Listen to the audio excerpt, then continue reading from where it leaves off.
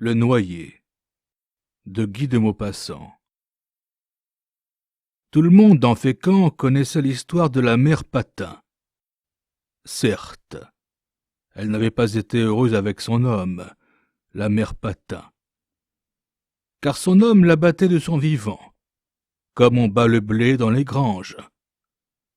Il était patron d'une barque de pêche, et l'avait épousée jadis parce qu'elle était gentille, quoiqu'elle fût pauvre.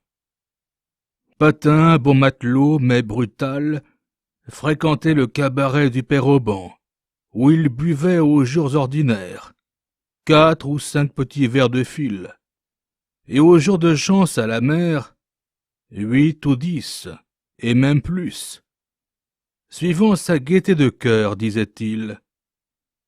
Le fil était servi aux clients par la fille au Père Auban, une brune plaisante à voir, et qui attirait le monde à la maison par sa bonne mine seulement, car on n'avait jamais jasé sur elle. Patin, quand il entrait au cabaret, était content de la regarder, et lui tenait des propos de politesse, des propos tranquilles d'honnête garçon. Quand il avait bu le premier verre de fil, il la trouvait déjà plus gentille. Au second, il clignait de l'œil. Au troisième, il disait « Si vous vouliez, mamselle Désirée », sans jamais finir sa phrase. Au quatrième, il essayait de la retenir par sa jupe pour l'embrasser. Et quand il allait jusqu'à 10, c'était le Père Auban qui servait les autres. Le vieux Chandevin, qui connaissait tous les trucs, faisait circuler Désirée entre les tables pour activer la consommation. Et Désirée, qui n'était pas pour rien la fille au Père Auban, promenait sa jupe autour des buveurs et plaisantait avec eux, la bouche rieuse et l'œil malin.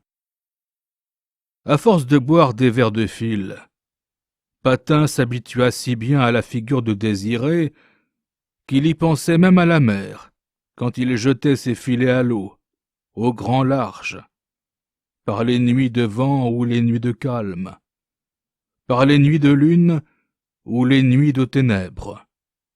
Il y pensait en tenant sa barre, à l'arrière de son bateau, tandis que ses 4 compagnons sommeillaient, la tête sur leurs bras.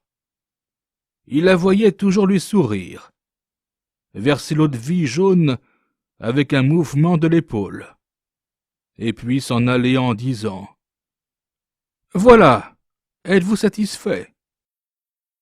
Et à force de la garder ainsi dans son œil et dans son esprit, il fut pris d'une telle envie de l'épouser que, n'y pouvant plus tenir, il la demanda en mariage. Il était riche, propriétaire de son embarcation, de ses filets et d'une maison au pied de la côte, sur la retenue, tandis que le Père Auban n'avait rien.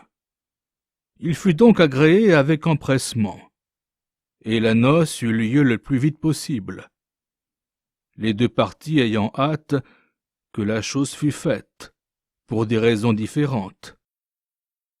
Mais 3 jours après le mariage conclu, Patin ne comprenait plus du tout comment il avait pu croire Désirée différente des autres femmes.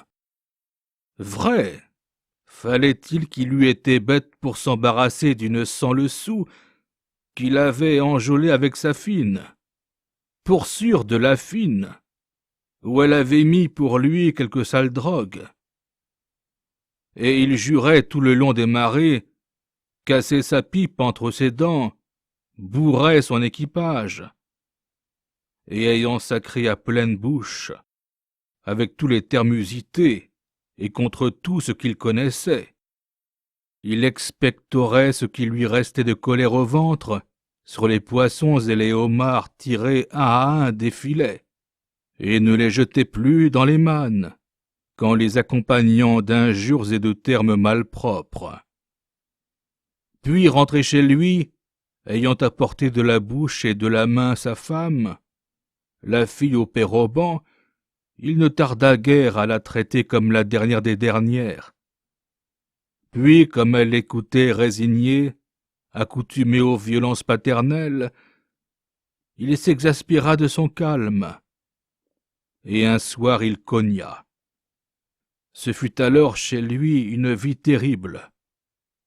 Pendant 10 ans, on ne parla sur la retenue que des tripotés que Patin flanquait à sa femme, et que de sa manière de jurer à tout propos en lui parlant. Il jurait en effet d'une façon particulière, avec une richesse de vocabulaire et une sonorité d'organe qu'aucun autre homme dans Fécamp ne possédait.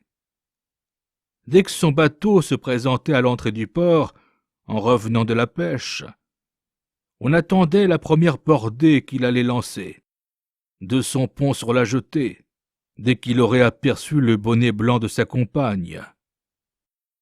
Debout à l'arrière, il manœuvrait, l'œil sur l'avant et sur la voile, au jour de grosse mer. Et malgré la préoccupation du passage étroit et difficile, malgré les vagues de fond qui entraient comme des montagnes dans l'étroit couloir, il cherchait au milieu des femmes, attendant les marins, sous l'écume des lames, à reconnaître la sienne, la fille au péroban, la gueuse. Alors, dès qu'il avait vu, malgré le bruit des flots et du vent, il lui jetait une engueulade, avec une telle force de gosier que tout le monde en riait, bien qu'on la plaignît fort. Puis, quand le bateau arrivait à quai, il avait une manière de décharger son lest de politesse, comme il disait, tout en débarquant son poisson, qui attirait autour de ses amarres tous les polissons et tous les désœuvrés du port. Cela lui sortait de la bouche tantôt comme des coups de canon, terribles et courts, tantôt comme des coups de tonnerre, qui roulaient durant 5 minutes. Un tel ouragan de gros mots qu'il semblait avoir dans les poumons tous les orages du Père éternel. Puis, quand il avait quitté son bord et qu'il se trouvait face à face avec elle, au milieu des curieux et des arrangères, il repêchait à fond de cale toute une cargaison nouvelle d'injures et de duretés. Et il la reconduisait ainsi jusqu'à leur logis, elle devant, lui derrière, elle pleurant, lui criant. Alors, seul avec elle, les portes fermées, il tapait sous le moindre prétexte. Tout lui suffisait pour lever la main, et dès qu'il avait commencé, il ne s'arrêtait plus, en lui crachant alors au visage les vrais motifs de sa haine. À chaque gifle, à chaque horion, il vociférait. « Ah, sans le sou! Ah, va nu-pied! Ah, crève la faim! J'en ai fait un joli coup le jour où je me suis rincé la bouche avec le torboyau de ton filou de père. » Elle vivait maintenant, la pauvre femme, dans une épouvante incessante, dans un tremblement continu de l'âme et du corps, dans une attente éperdue des outrages et des rossées. Et cela dura 10 ans. Elle était si craintive qu'elle pâlissait en parlant à n'importe qui, et qu'elle ne pensait plus à rien, qu'au coup dont elle était menacée, et qu'elle était devenue plus maigre, jaune et sèche, qu'un poisson fumé. Une nuit, son homme étant à la mer, elle fut réveillée tout à coup par ce grognement de bête que fait le vent quand il arrive ainsi qu'un chien lâché. Elle s'assit dans son lit émue, puis, n'entendant plus rien, se recoucha. Mais presque aussitôt, ce fut dans sa cheminée un mugissement qui secouait la maison tout entière. Et cela s'étendit par tout le ciel, comme si un troupeau d'animaux furieux eût traversé l'espace en soufflant et en beuglant. Alors elle se leva et courut au port. D'autres femmes y arrivaient de tous les côtés avec des lanternes. Les hommes accouraient, et tous regardaient s'allumer dans la nuit, sur la mer, les écumes au sommet des vagues. La tempête dura 15 heures. 11 matelots ne revinrent pas, et Patin fut de ceux-là. On retrouva du côté de Dieppe des débris de la jeune Amélie, sa barque. On ramassa vers Saint-Valery les corps de ses matelots, mais on ne découvrit jamais le sien. Comme la coque de l'embarcation semblait avoir été coupée en deux, sa femme, pendant longtemps, attendit et redouta son retour. Car si un abordage avait eu lieu, il se pouvait faire que le bâtiment abordeur l'eût recueilli lui seul et emmené au loin. Puis peu à peu elle s'habitua à la pensée qu'elle était veuve, tout en tressaillant chaque fois qu'une voisine, qu'un pauvre ou qu'un marchand ambulant entrait brusquement chez elle. Or, un après-midi, 4 ans environ, après la disparition de son homme, elle s'arrêta, en suivant la rue aux Juifs, devant la maison d'un vieux capitaine, mort récemment, et dont on vendait les meubles. Juste en ce moment, on adjudait un perroquet vert à tête bleue, qui regardait tout ce monde d'un air mécontent et inquiet.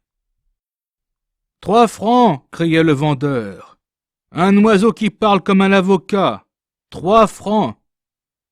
Une amie de la Patin lui poussa le coude. « Vous devriez acheter ça, vous qui êtes riche, dit-elle. Ça vous tiendrait compagnie.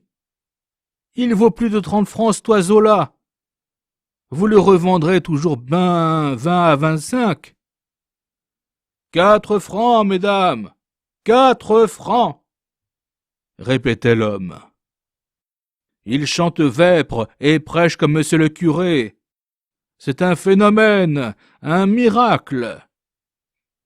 La Patin ajouta 50 centimes, et on lui remit dans une petite cage la bête au nez crochu, qu'elle emporta.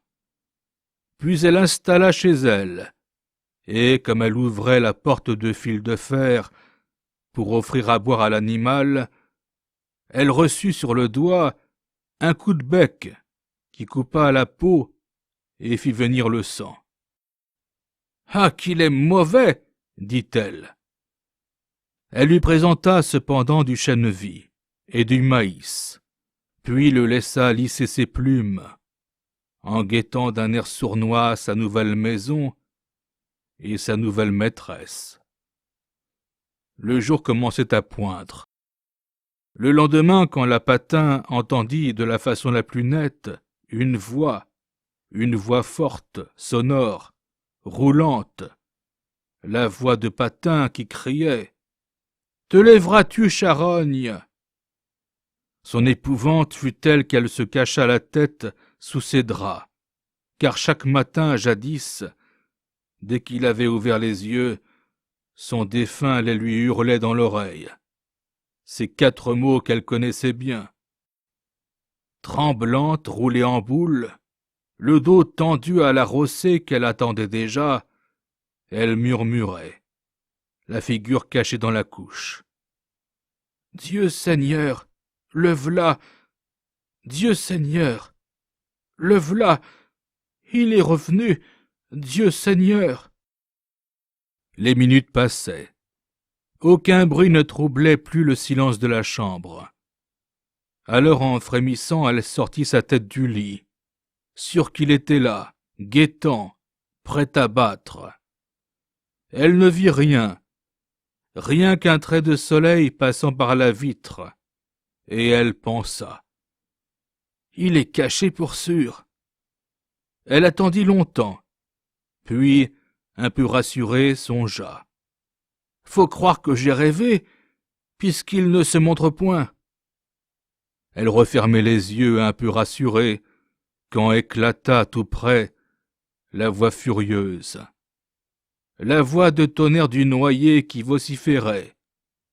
Nom d'un nom, d'un nom, d'un nom, d'un nom, te lèveras-tu? Chut.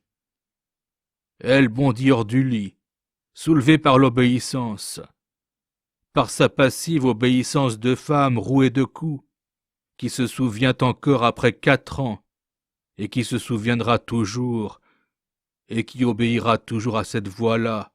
Et elle dit « Me v'là, Patin, qu'est-ce que tu veux ?» Mais Patin ne répondit pas. Alors éperdue, elle regarda autour d'elle. Puis elle chercha partout dans les armoires, dans la cheminée, sous le lit, sans trouver personne. Et elle se laissa choir enfin sur une chaise. Affolée d'angoisse, convaincue que l'âme de Patin, seule, était là, près d'elle, revenue pour la torturer. Soudain, elle se rappela le grenier, où on pouvait monter du dehors par une échelle. Assurément, il s'était caché là pour la surprendre. Il avait dû, gardé par des sauvages, sur quelque côte, ne pouvoir s'échapper plus tôt, et il était revenu plus méchant que jamais. Elle n'en pouvait douter, rien qu'au timbre de sa voix. Elle demanda, la tête levée vers le plafond. « T'es-tu là-haut, Patin ?» Patin ne répondit pas. Alors elle sortit et avec une peur affreuse, qui lui secouait le cœur, elle monta l'échelle, ouvrit la lucarne, regarda, ne vit rien, entra, chercha et ne trouva pas.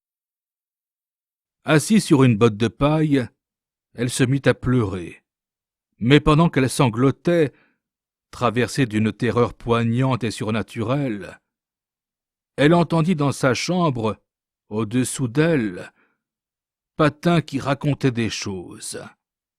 Il semblait moins en colère, plus tranquille, et il disait « Sale temps, gros vent, sale temps, j'ai pas déjeuné, nom d'un nom. » Elle cria à travers le plafond « Me v'là, Patin, je vas te faire la soupe.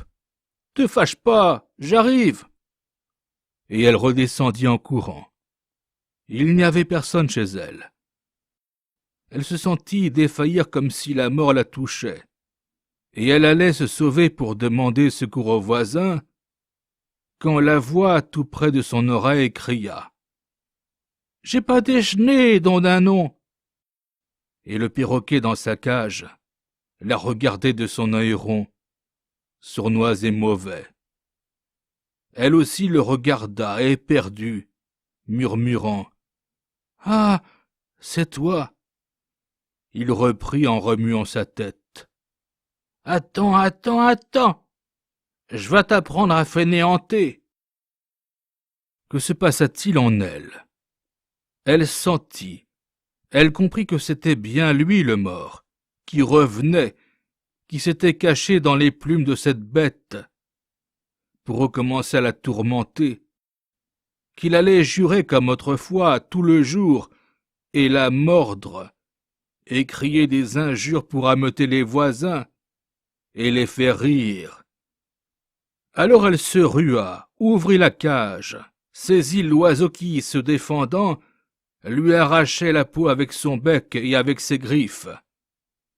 Mais elle le tenait de toute sa force, à 2 mains, et se jetant par terre, elle se roula dessus avec une frénésie de possédée, l'écrasa, en fit une loque de chair, une petite chose molle, verte, qui ne remuait plus, qui ne parlait plus, et qui pendait. Puis, l'ayant enveloppée d'un torchon comme d'un linceul, elle sortit en chemise, nu-pieds, traversa le quai, que la mer battait de courtes vagues, et, secouant le linge, elle laissa tomber dans l'eau cette petite chose morte, qui ressemblait à un peu d'herbe. Puis elle rentra, se jeta à genoux devant la cage vide, et, bouleversée de ce qu'elle avait fait, demanda pardon au bon Dieu, en sanglotant, comme si elle venait de commettre un horrible crime.